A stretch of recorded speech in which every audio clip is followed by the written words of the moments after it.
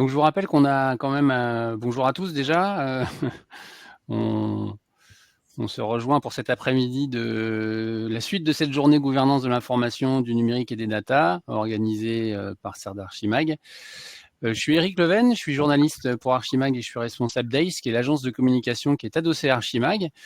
Et donc on a 4 sessions ensemble cet après-midi. La première, vous allez le voir, sur les liens entre un CDO et une DPO et comment fonctionnent les deux ensemble, quelles relations ils peuvent nouer. Et vous allez voir, on va en discuter ensemble. Ensuite, une session qui sera un peu plus courte sur l'accompagnement au changement. Une session ensuite sur la sobriété numérique et la meilleure façon de diminuer son volume d'information, d'être ses vracs numériques. Et puis une dernière session qui sera orientée gouvernance des données IA. Vous verrez, là on conclura avec cette dernière session à 16h. Voilà, alors pour l'instant, pendant 45 minutes, donc on va parler, ou en tout cas je vais essayer d'entamer un dialogue avec une DPO, Céline Avignon, qui est avec nous, et un CDO, Hugues Lebars. Auparavant, je vais vous laisser vous présenter chacun, dire qui vous êtes en quelques instants, et puis après, voilà, on va essayer d'expliquer à tous ceux qui nous écoutent comment vous travaillez ensemble. Voilà, Céline, peut-être, je te laisse démarrer. Oui, merci. Donc, je suis Céline Avignon, je suis avocate au cabinet Alain Bensoussan. Et dans le cadre de mes missions quotidiennes, j'accompagne les entreprises, notamment sur leur conformité au RGPD, et je suis déléguée à la protection des données de plusieurs organismes, notamment des organismes médias, des fédérations industrielles.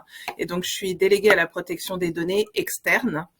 Et puis, en plus de ces rôles-là, émission classique de l'avocat, soit en conseil, en contentieux et en audit en matière de protection des données essentiellement. Voilà, ça fait 25 ans que 24 ans et demi, que j'ai rejoint le cabinet et que j'exerce autour de la donnée à caractère personnel et plus généralement de la data. Parfait. Alors, Hugues, et vous, qui êtes-vous? Alors moi, je suis Hugues Lebars, donc je suis ce qu'on appelle un Chief Data Officer. Alors, je suis un Chief Data Officer indépendant, freelance, mais j'ai commencé l'an dernier. Parce que moi, j'ai un parcours plutôt très technique, Silicon Valley, Yahoo et CTO, donc très tech. Et puis, à l'ère du big data, à l'époque, ça a été créé chez Yahoo, il y avait les papiers de Google en 2006, je suis tombé dedans. Et puis, de la tech, je suis devenu un peu mieux élevé. Je suis rentré dans data tech, data moins tech, et puis data gouvernance, et puis un jour, CDO, voilà, en 2013. Ça n'existait pas, hein. Mais bon, j'étais un peu inspiré par mes mentors. Et puis, au fur et à mesure, voilà, Chief Data Officer. Donc, j'opère en fait à la fois en conseil et en service pour des organisations.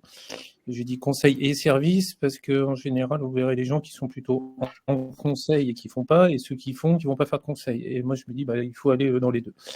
Et c'est une activité qui est extrêmement intéressante puisque la data, c'est une représentation de la réalité, c'est la réalité métier, c'est la réalité des fonctions support, c'est la réalité réglementaire. Et donc, on a la chance d'interagir avec les DPO.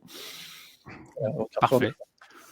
Alors, la première question que j'ai envie de vous poser, c'est au sujet de cette externalisation, parce que finalement, tous les deux, vous opérez, Céline en tant que DPO externe et Hugues en tant que CDO externe. Déjà, est-ce que cette externalisation, elle est, répandue, et deux, c'est quoi les bénéfices pour une entreprise d'externaliser ces deux fonctions? Alors, je vous laisse répondre chacun de votre côté.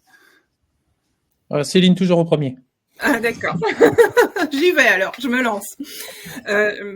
L'externalisation pour les DPO, elle est assez fréquemment pratiquée dans les PME parce qu'il n'est pas toujours évident de trouver, d'avoir la structure et d'avoir la bonne personne, le bon profil en interne.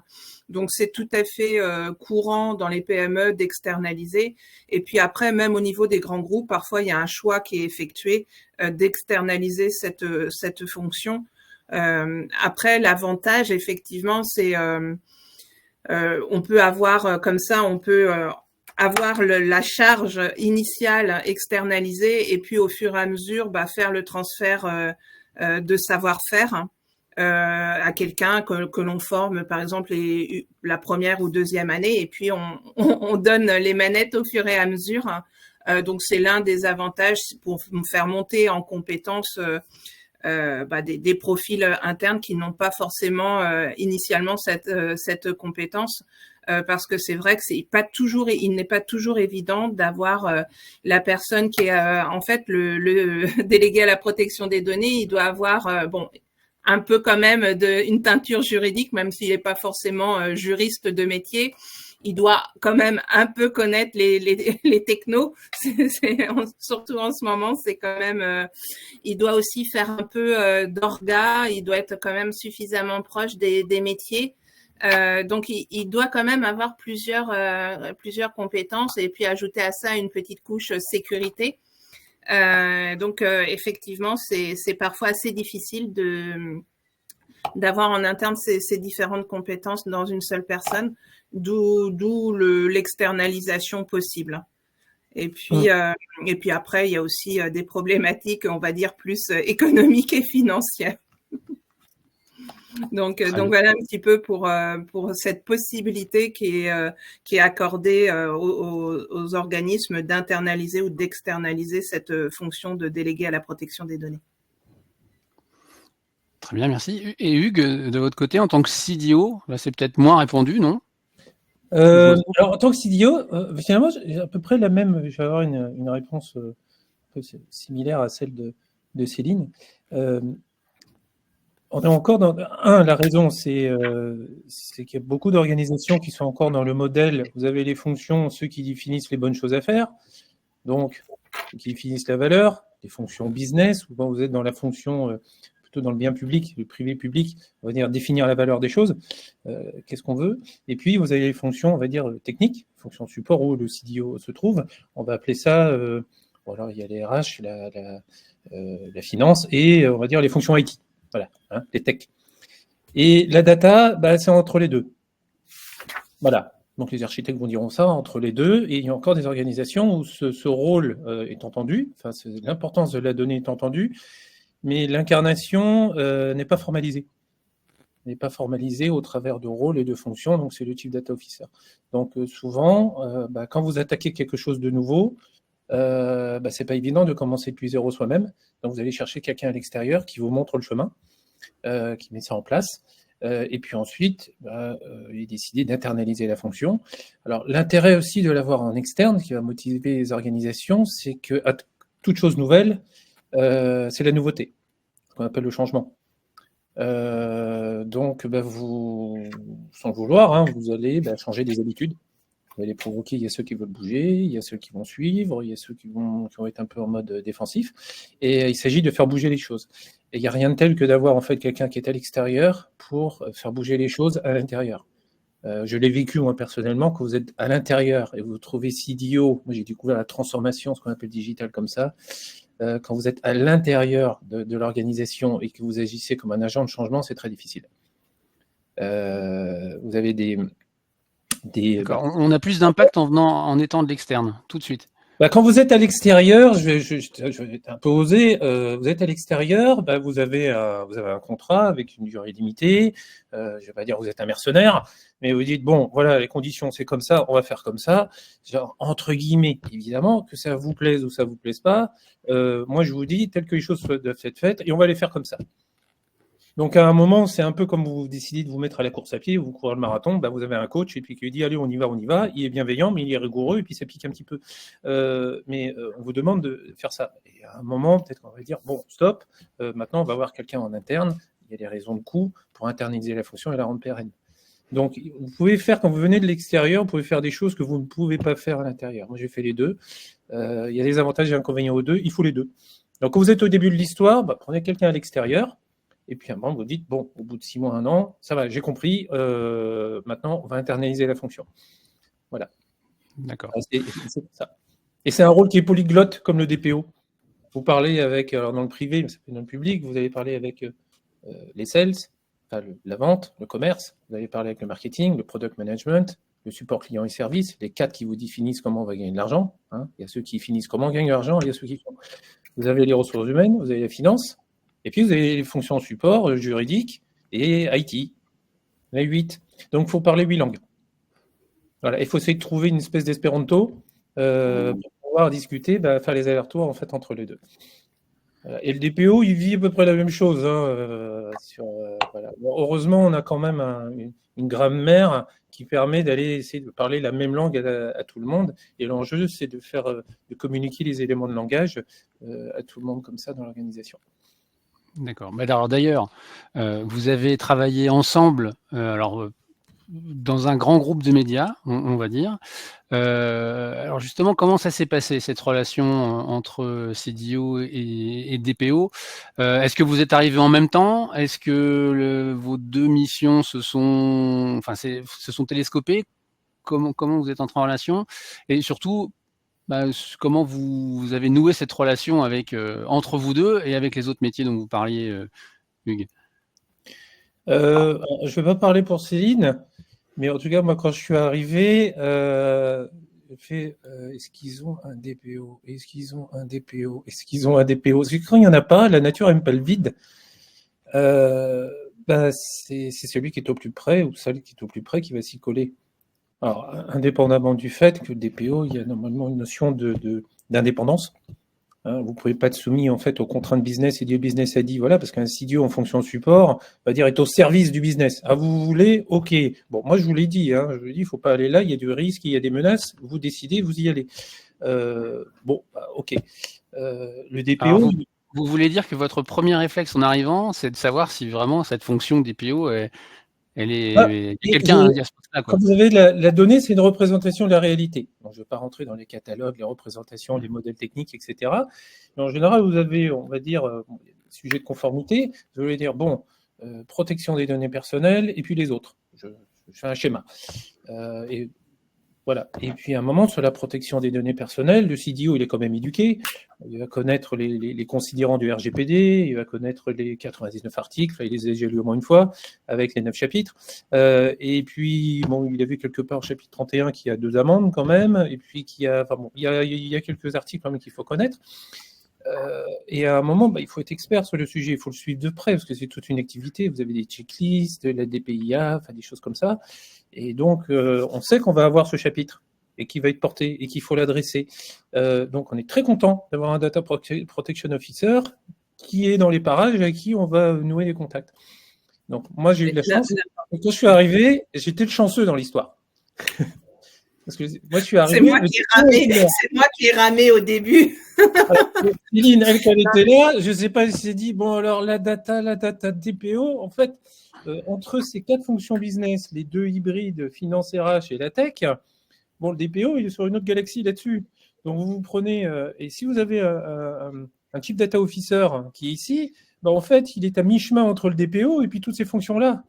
Voilà, si vous ne l'avez pas, vous pouvez connaître un intense moment de solitude.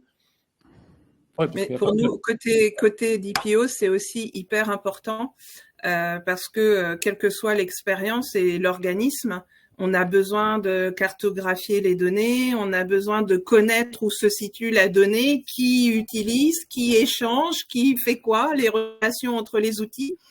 Et justement, quand Hugues est arrivé, moi j'ai tout de suite été soulagée parce que ça nous permet. Et ça, pour le coup, c'est le vrai côté DPO. En tout cas, c'est un apport qui est très, très précieux.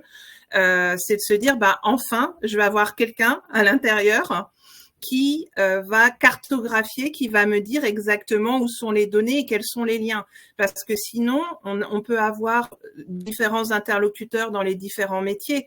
Mais ce qui nous manque, en fait, c'est la vision globale.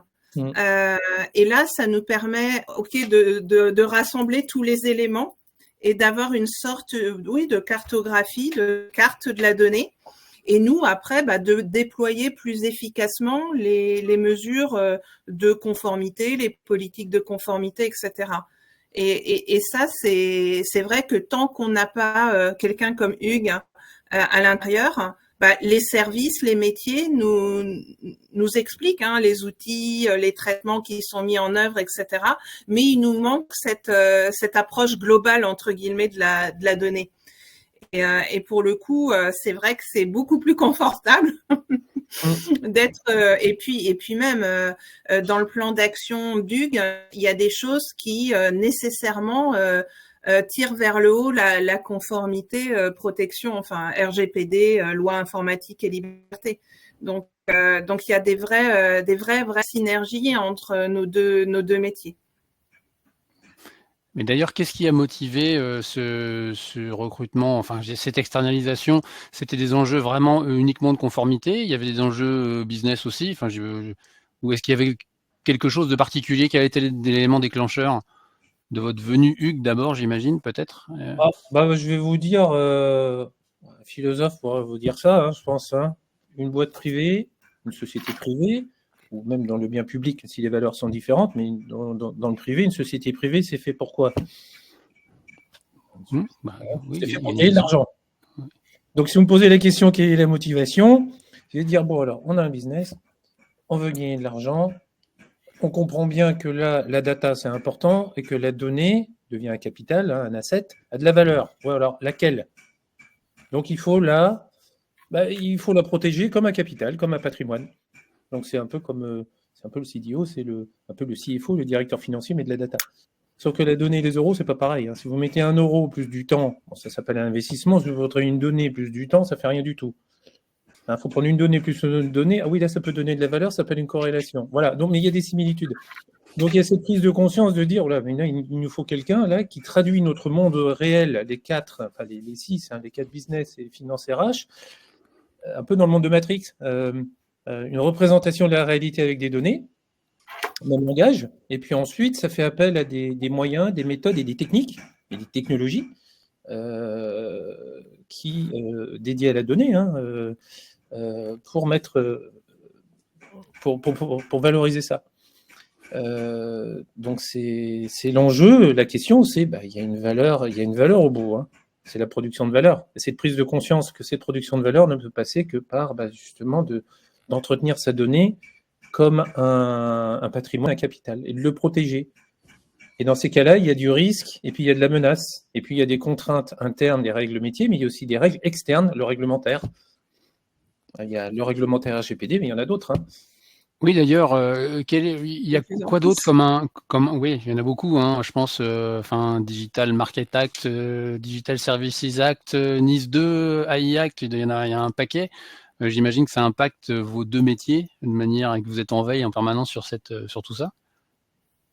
Sur par exemple l'IA Act, alors sauf réglementation métier spécifique comme dans le secteur bancaire par exemple, l'IA Act en fait il consacre un article à la gouvernance des données, l'article 10. Sur les systèmes d'intelligence artificielle à haut risque. Donc, ce ne sont pas tous les systèmes, mais ceux qui sont très dangereux, entre guillemets, qui sont qualifiés à haut risque. Le législateur européen impose la gouvernance des données. Et donc, du coup, on passe là, c'est vraiment un changement. On passe de la gouvernance de la donnée qui était plutôt entre liberté, sécurité, éthique. Et là, on passe à une vraie obligation légale dans le règlement, ce qu'on appelle le RSIA, pour les systèmes à haut risque. Et on continue et on nous dit après, pour les autres systèmes, les États membres sont encouragés à mettre en place quoi? Une gouvernance de la donnée. Donc en fait, cette relation qu'on vous décrit et qui s'est créée naturellement entre le DPO et CDO, ça va se poursuivre et même s'approfondir et ça va devenir une nécessité, voire une obligation légale dans certains systèmes. Et aujourd'hui, la gouvernance de la donnée, elle est encouragée. C'est vraiment une nouvelle approche. Enfin, c'est la nouvelle réglementation européenne qui date maintenant des années début 90, où on se dit, en fait, il faut fixer des caractéristiques ou des caractéristiques essentielles sur le produit ou le service qu'on veut réglementer. Il faut renvoyer à l'évaluation de la conformité, à un système d'accréditation, de contrôle et surveiller tout ça. Et c'est vraiment une tendance de fond, je pense. On peut plus être dans le réglementaire, aller dans le détail de chaque caractéristique technique, etc. Et donc, du coup, on pousse la gouvernance aussi bien des États, et d'ailleurs dans l'IACT, je pense que vous en reparlerez plus tard, je ne veux pas non plus... mais il y a une vraie tendance où on met en place une gouvernance européenne sur l'IA, parce qu'en Europe, on veut garder notre leadership, etc. sur l'IA. Et puis, dans les entreprises, dans les organismes, au niveau local, on déploie aussi cette obligation, dans certains cas, de mettre en place la gouvernance des données. Donc, c'est vraiment une tendance. Et aujourd'hui, par exemple, si on est sur un sujet comme l'IA, quelle que soit l'activité de l'organisme, qu'on soit public ou privé, avec Hugues, on connaît bien le milieu des médias, de la publicité, etc. Mais l'IA se diffuse dans tous les secteurs d'activité, et donc du coup, la gouvernance, elle a de plus en plus de sens, et cette coopération entre nous, elle devient de plus en plus essentielle pour répondre à des obligations légales. C'est vraiment le passage droit mou, droit dur, entre guillemets, puisque là, si on ne respecte pas la gouvernance des données, si on n'est pas capable de démontrer qu'on a mis en place des procédures, des politiques, etc., on échouera à être conforme au RSIA, par exemple. Donc c'est une vraie tendance. Je viens de voir apparaître 3 sujets, là, Eric, si vous permettez. Oui. Madame Labi, là, qui dit pour une collectivité, c'est peut-être aussi un moyen de maîtriser son budget. Je lui dis tout à fait. En début de chaîne, quand on a un projet, on définit une valeur. La valeur n'est pas qu'en euros. En fait, on l'a définie en termes d'impact. Donc, dans le public, je me permettrai de dire, c'est l'impact sur le citoyen, et ça se mesure, l'impact. Dans le privé, on va avoir un impact, ça va être un impact de valeur, de satisfaction plutôt sur un consommateur, et puis un impact de coût, enfin de bénéfice pour une société privée. Mais effectivement, dans le public, on gère son budget. Donc, de toute façon, à l'origine, il y a un budget, et puis à la fin, il y a une valeur. L'histoire est la même dans l'abstraction. Il y a Madame Mouchel, après, qui dit quel périmètre du CDO, données plus documents ou que données, les deux. Alors, ça, c'est super intéressant, parce que quand vous entendez actuellement la data, l'IA, super, on va faire de la valeur, quel est le premier réflexe? On va aller chercher en fait des algorithmes, on vous parle de data scientist, on vous met les data analystes, on plonge dans la donnée, on met 2 data scientists et un analyste, et ça y est, on est riche. Non, ça marche pas comme ça. Non. Ça marche pas comme ça. Et justement, le CDO, c'est ça. C'est sexy, ces disciplines. Hein. C'est fantastique. Hein. Vous prenez 3 data scientists, vous prenez un grand tas de data là-dedans, et tout va bien se passer. Non, en fait, ça va pas du tout bien se passer. Parce qu'en fait, il y a des disciplines dans la donnée qui doivent être des disciplines techniques. On appelle, elles sont réparties en 3 parties. Donc, il y a l'intelligence de la donnée, la data intelligence, mais il vous faut de la donnée propre. Hein. Imaginez, vous avez une boulangerie, vous avez des ingrédients qui arrivent, il faut qu'ils soient très clean. C'est comme l'agroalimentaire. Hein. Les données sont propres, documentées, il y a des étiquettes dessus. Essayez d'imaginer d'entrer dans un magasin, pas d'étiquette en fait sur les fruits et légumes. Le qui, quoi, quand, où, comment, combien, pourquoi des données de vos fruits et légumes. Vous avez vos data scientists qui va fabriquer le gâteau, ou les analystes, il va dire, voilà. Donc, il vous faut nettoyer la donnée, il vous faut la documenter.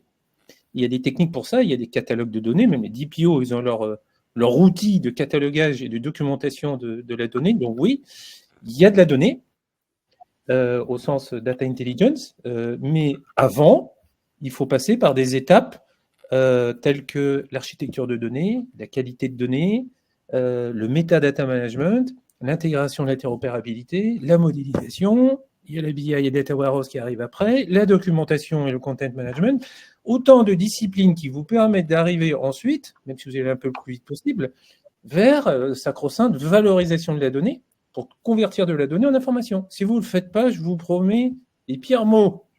Je ne suis pas un prévaricateur, mais parce que les choses que j'ai l'occasion de mettre en place à l'origine, c'est les pièces manquantes du puzzle Au début, vous arrivez à fabriquer de la valeur, et puis vous n'y arrivez plus. Hein, vous partez sur l'extérieur, et puis là, vous réalisez, mon Dieu, il faut que je sois conforme, il faut que je documente, il faut que je trace tout ça, il faut que je fasse de l'architecture, il faut que je sois scalable, etc. Et là, vous avez besoin de l'architecture, de la qualité, de la métadonnée. Vous avez déjà entendu parler de ces disciplines l'intendant des données, le fameux data steward. Pour répondre à Madame Mouchel, en fait, c'est la personne, c'est votre intendant des données. C'est celui qui est capable, qui comprend tout ça, qui va documenter ça, qui va faire régner l'ordre dans l'utilisation de la donnée. Et finalement, pour le troisième point qui était abordé, c'était gouvernance des données. J'entends souvent, la gouvernance des données, c'est gouverner les données. Ben non, on ne gouverne pas des objets. On gouverne des gens. Alors, je pense que les gens du secteur public vont me dire, bah oui, vous savez, hein, du coup, dans le privé, il faut gouverner les données. Alors, depuis quand on gouverne des objets? On gouverne des gens. Le mot « d'ailleurs, gouvernance, ça ne veut pas dire gouvernance des données, ça ne veut pas dire il faut gouverner les données, ça veut dire il faut régir ou gouverner, régir le comportement des personnes dans leur interaction avec les données. On pourrait dire feu rouge gouvernance. La gouvernance des feux rouges, qu'est-ce que c'est que ça? C'est régir le comportement des personnes dans leur interaction avec des feux rouges. Ça s'appelle quoi? Ça s'appelle un code de la route. On a la même chose en fait avec les données. Donc, quand vous entendez gouvernance, vous pensez personne. On ne pense pas data. C'est le comportement des personnes dans l'interaction, donc leurs usages et l'utilisation de la donnée. Donc, quelquefois, on a besoin d'un législateur externe qui fait des lois pour dire, non, attendez, des lois externes, parce qu'il y a les règles métiers, business qui sont à l'intérieur de l'organisation, ça, l'entreprise a toute l'attitude pour les faire. Et puis, le législateur intervient, dit, donc, voilà, moi, je vous donne en fait des règles, et le DPO, il arrive à l'intérieur de l'organisation en faisant le rappel que là, il y a des règles qui sont internes à l'organisation, mais il y en a aussi qui sont à l'extérieur. Il se fait le porteur d'un message qui, quelquefois, fait peut-être pas plaisir à ceux qui avaient l'habitude de faire leurs règles en interne, il faut le dire. Mais il ne faut pas taper sur le messager. Le messager, il n'est que porteur d'un message qui vient de l'Assemblée nationale et puis de l'Union européenne. Voilà. C'est vrai. Mais alors, moi, ce que je me demande, à quel stade, donc on a la cartographie des données, vous en parliez, la data quality, data catalog, le metadata management, etc. Mais à quel stade de ce processus intervient justement le DPO? À quel moment? Dès le début? À un moment bien précis? La relation, elle se noue quand? Très tôt. Le plus tôt possible. Alors, en fait, ça arrive très tôt. C'est d'entrée. Moi, techniquement, on a fait la gouvernance, on a dit on va faire tel cas métier, finance, etc. On voit bien qu'il y a des mails, des noms, des prénoms, des numéros de téléphone qui vont arriver. Là, on dit et là, on rentre dans l'architecture. L'architecture, c'est quoi? Je vais faire mes périmètres. Vous imaginez un pays, c'est une société, il y a des données, ou ça peut être un gouvernement, peu importe, il y a des données. Vous allez faire des régions ou des départements. Vous allez commencer à faire ça. Et donc, en architecture de données, vous avez, notamment là, ça bat son plein, comme le fameux data mesh. Vous avez retenez 5 éléments. Quand vous avez la donnée, vous imaginez en fait une sorte de département. Il y a un endroit, il y a une donnée, vous mettez un gouverneur, ce qu'on appelle un data owner. C'est quelqu'un qui connaît l'enjeu métier, c'est pas un technique. Et son rôle, ça va être de prendre des décisions sur la donnée. Et à sa disposition, il a quoi? Il va avoir des sources brutes qui vont arriver là-dedans. Il y a ensuite un produit, la machinerie, c'est la technique, qui va filtrer tout ça et qui va dire, alors ça c'est données personnelles, pas personnelles. Ça c'est données personnelles, pas personnelles. Et puis il y a une autre boîte qui est à côté, qui est ce qu'on appelle le système analytique, qui vous permet de faire les rapports. Voilà. Et vous avez un quatrième objet dans son domaine, parce que j'ai fait domaine, données opérationnelles, produits et système analytique. Vous en avez un cinquième, qui est le fameux contrat de données. Alors, le contrat de données, ce n'est pas nouveau, en fait. C'est les règles d'utilisation en fait, de la matière qu'on vous donne. Règles de qualité, règles de sécurité, règles de bienséance. Quand vous allez chez quelqu'un, il y a un code, il y a des règles. Sur la donnée, en fait, vous avez un contrat de données qui est la donnée ici ne doit pas être mise entre toutes les mains, doit être protégée, doit être anonymisée, etc. Et quand vous devez absolument le rédiger d'entrée, parce que ça régit le comportement des gens qui vont consommer votre donnée quand ils vont venir chez vous, ils signent, c'est un contrat de données, et puis ça régit aussi le comportement des personnes qui sont à l'intérieur de votre domaine, qui vont dire « Ah, alors d'après ça, on va l'implémenter sur le cloud ou n'importe où, et techniquement, ça se code, c'est pas juste un bout de papier ou un contrat qui est au fin fond d'un tiroir. Hein. Ça, et juste par rapport au contrat de données, pour avoir l'éclairage côté RGPD, c'est ce qui va nous permettre, par exemple, de s'assurer que, je dis n'importe quoi, mais des données RH ne vont pas être utilisées par le marketing, parce que ça pourrait être super intéressant dans le cadre d'une activité commerciale de se dire, en fait, il faut que nos salariés deviennent nos meilleurs clients. Et donc, du coup, de prendre des données RH pour les exploiter en marketing, pour faire de la prospection sur mes propres produits et services. Bon, ça, dans le contrat de données, on dira niet, quoi. Pourquoi? Parce que si on fait ça, il y a un détournement de finalité et moi, mes données RH, elles n'ont pas été collectées pour ça. Et donc, le data owner, entre guillemets, là, il dira, qui se trouvera en RH, là, il dira non à son petit copain du marketing, c'est pas possible. Et vous voyez, c'est grâce à un plan d'action, entre guillemets, de CDO, gouvernance de la donnée, où on va avoir l'outil technique pour nous permettre de s'assurer en tant que DPO que nos données, elles sont pas utilisées pour faire n'importe quoi. Et contrairement au principe, de manière contraire au principe de finalité, par exemple. Et ça, c'est un des exemples. Dans le contrat de données, autre cas, non, on n'envoie pas les données d'un système vers un autre système ou parce que son meilleur pote de la com demande les données. Non, c'est pas possible. Pourquoi? Parce que dans notre contrat de données, on dit que ces données-là, elles sont accessibles uniquement à certaines personnes, à certains services pour des données pour des missions et des prestats bien définis, si vous voulez. Et donc ça c'est pareil. Ça se programme. Ça se programme, c'est dans le code. C'est une automatisation en fait. C'est pour nous, c'est pour ça que c'est cette collaboration entre guillemets est bénéfique pour la protection des données. C'est que ça nous permet, parce que sinon on affirme les principes, on met en place des politiques, on sensibilise, on forme. Mais là, c'est gré. C'est dans l'outil, vous voyez, c'est automatisé entre guillemets. Ça fait appel à des techniques, des moyens et des méthodes que, évidemment, les populations techniques, je veux dire, à l'IT ou chez le CTO, vont comprendre, connaître, mais ça fait appel à des méthodes et des moyens qui sont propres vraiment. Par exemple, vous avez entendu parler vous allez avoir les ingénieurs développeurs, les DevOps et tout ça. Ils vont vous développer des applications web, mobiles, et vous avez les data engineers. En fait, vous avez des ressources qui sont faites pour ça. Et ça, c'est les ressources auxquelles va s'intéresser en fait un CDO. Et c'est pour ça qu'on dit dans le RGPD, on en voit partout, on dit by design, by default, dès la conception. C'est pour ça que je vous dis, c'est d'entrée tout de suite. Moi, je m'appuie beaucoup sur les intendants des données et les architectes. D'entrée, track. Et là, vous avez fait ce qu'on appelle votre modèle conceptuel, et après, vous pouvez aller l'implémenter. Si vous vous aventurez à aller passer dans le code et coder tout de suite, vous allez faire ce qu'on appelle, en fait, techniquement, vous allez vous construire, en fait, une dette technique inconsciente et vous allez devoir payer la dette inconsciente 1 an ou 2 ans plus tard. Donc, c'est s'endetter que de ne pas le faire. Justement, Céline, pour revenir sur...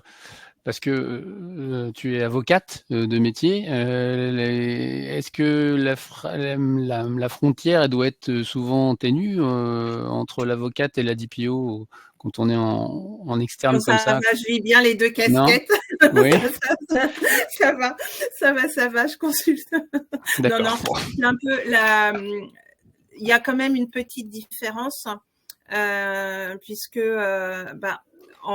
si vous voulez, quand je suis DPO, globalement, mon rôle, c'est d'assister, de conseiller et de dire le droit au responsable du traitement qui prend ses décisions.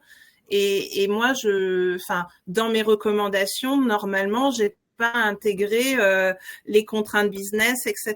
Donc c'est une approche qui est un petit peu différente. Même quand je suis vraiment avec mon rôle de conseil, je dis le droit aussi. Je peux évaluer le risque en disant, si vous engagez sur cette voie-là, voilà ce qui va se passer, etc. Les risques, prenez votre décision. En aucun cas que je sois DPO ou avocat, c'est à moi de prendre la décision finale. Mais la logique est un peu différente. Quand je suis avocate classique, on va dire, et pas DPO, mon rôle d'avocat classique, je vais faire une approche par les risques, mais pour l'entreprise. Et souvent, le rôle de DPO, c'est une approche par les risques, mais du risque pour la donnée.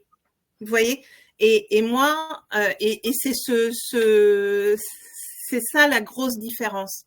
Quand je suis en conseil avocat, je dis voilà les risques pour l'entreprise de faire comme ci, comme ça, mais mon rôle c'est pas de protéger la donnée. Alors c'est de protéger l'entreprise et les intérêts de l'entreprise. Quand je suis vraiment DPO, on me demande de faire attention à la donnée et de prendre et de faire du conseil sur comment protéger correctement la donnée. C'est pas tout à fait pareil. Et je le vois dans mes discussions avec les directions juridiques, par exemple, quand je suis avocate ou quand je suis DPO, eh bien, je sens bien que je parle plus tout à fait pareil que la direction juridique, parce que la direction juridique, c'est les risques pour l'organisme, c'est limiter les risques pour l'organisme, et alors que moi, quand je suis DPO, là, je me dis, bon, dans cette situation-là, alors bien évidemment que je pense aussi aux risques pour l'entreprise, mais ma mission légale, c'est de limiter et de faire en sorte de prendre toutes les mesures pour sécuriser l'exploitation et le traitement de la donnée à caractère personnel. Donc c'est vraiment ça la grosse différence, et c'est pour ça que je dis on vit bien avec les deux casquettes. Elles sont pas du tout contradictoires ou contraires, mais il y a cette petite adaptation entre guillemets. D'accord. Il y a Madame de Salvador. Là, alors Hugues, juste des personnes. Oui. Une question qui était super intéressante. Moi, je suis plutôt la donnée est une représentation d'une réalité. Ces représentations de gens, je suis enclin à dire attention, protéger la donnée. C'est là qu'on peut, le DPO et le CDO, ils échangent, ils discutent, et puis quelquefois, est-ce que je veux protéger la donnée ou est-ce que je protège finalement l'enjeu porté par la donnée qui est une représentation de personnes? Et moi, je pense plutôt aux personnes.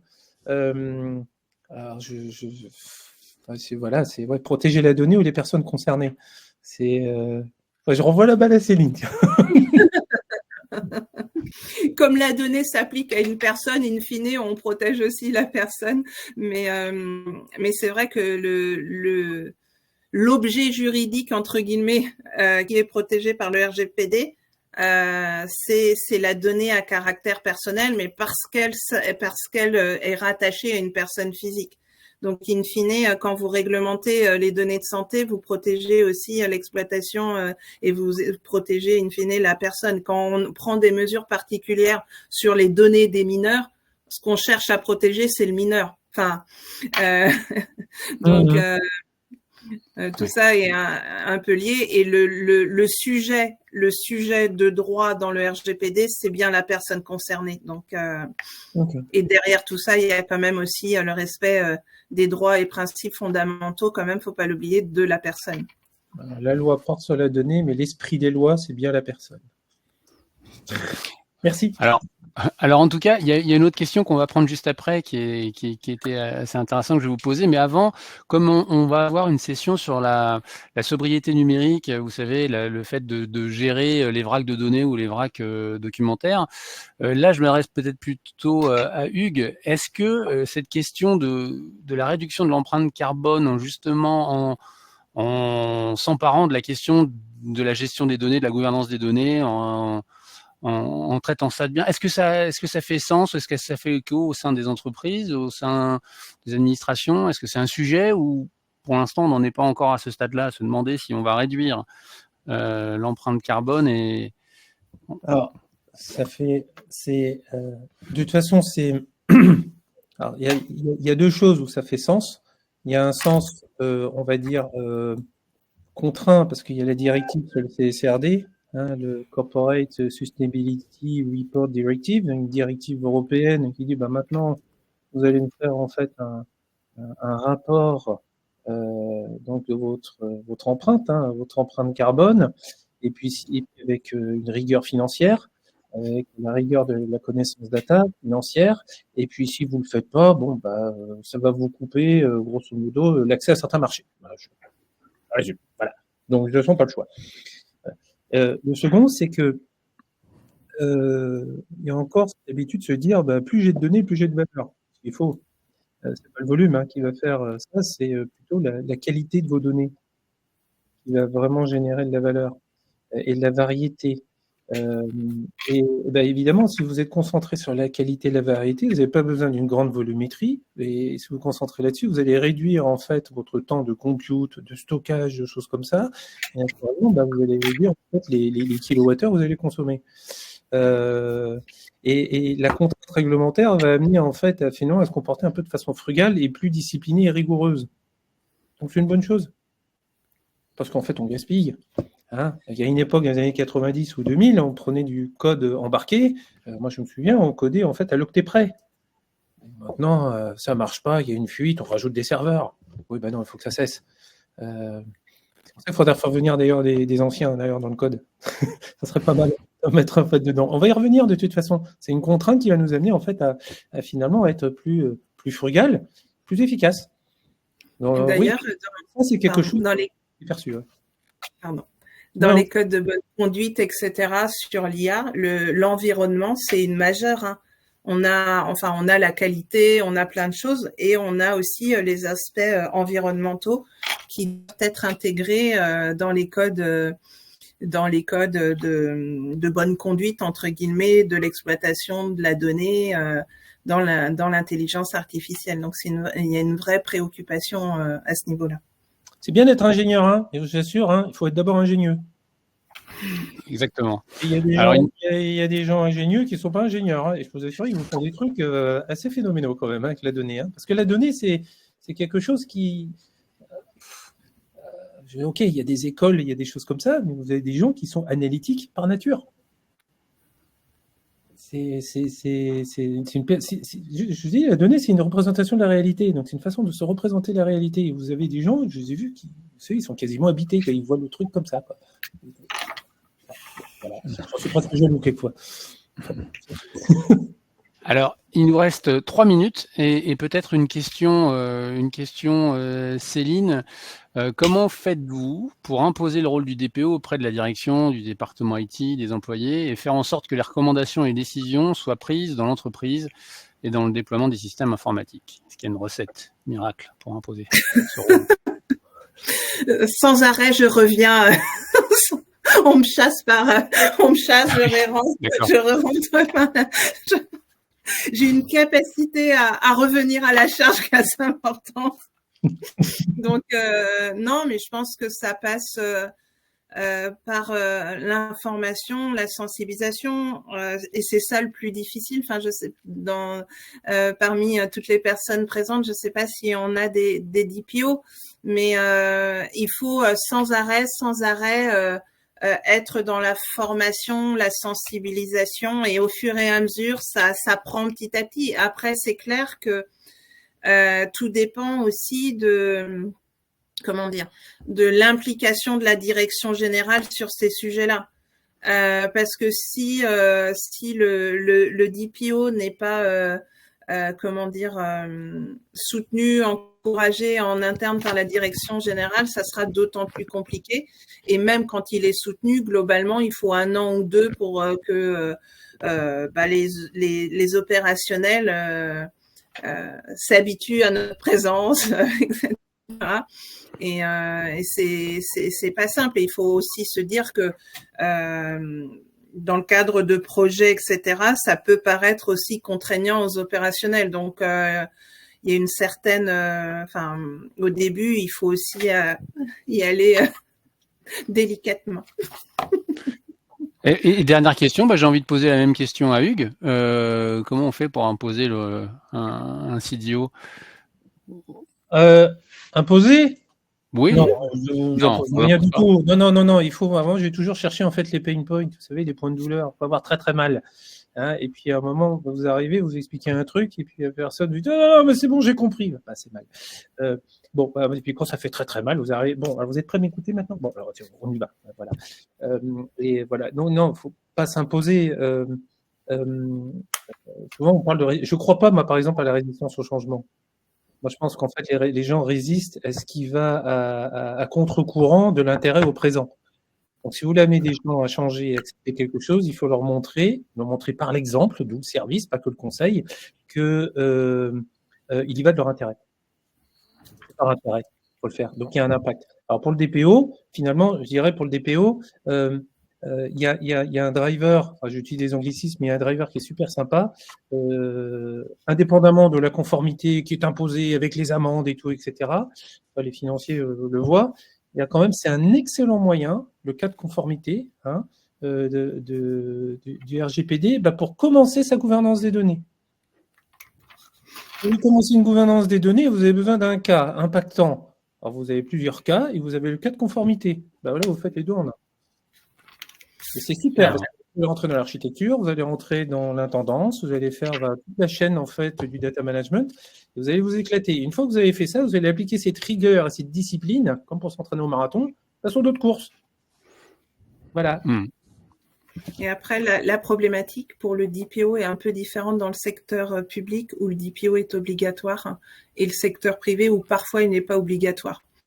Et donc du coup, ça c'est un premier élément qui joue quand même pas mal sur notre intervention. Et puis c'est clair que deuxièmement, dans des organismes qui sont par exemple sous contrôle CNIL ou avec un sujet de violation de données, on a une écoute beaucoup plus attentive. Le DPO, là, pour lui, ça ouvre une sorte de boulevard. Alors, c'est pas forcément des périodes toujours très simples à gérer, etc. Mais c'est vrai que du coup, là, c'est des contextes qui font que on est tout oui. D'accord. Eh ben, écoutez, merci à tous les deux de nous avoir partagé votre expérience et toutes ces informations sur ce sujet. Céline, aujourd'hui, je crois qu'il y a le printemps des DPO, hein, c'est ça, c'est aujourd'hui au Parc des Princes. Et donc, vous souhaiterez bonjour à tous les DPO qui n'auront pas été avec nous cet après-midi, ils sont là-bas. Voilà. Et puis, on se dit à une prochaine fois, à bientôt. Merci Hugues, merci encore, merci Céline. Et puis, écoutez, merci encore et bonne journée. Et nous enchaînons.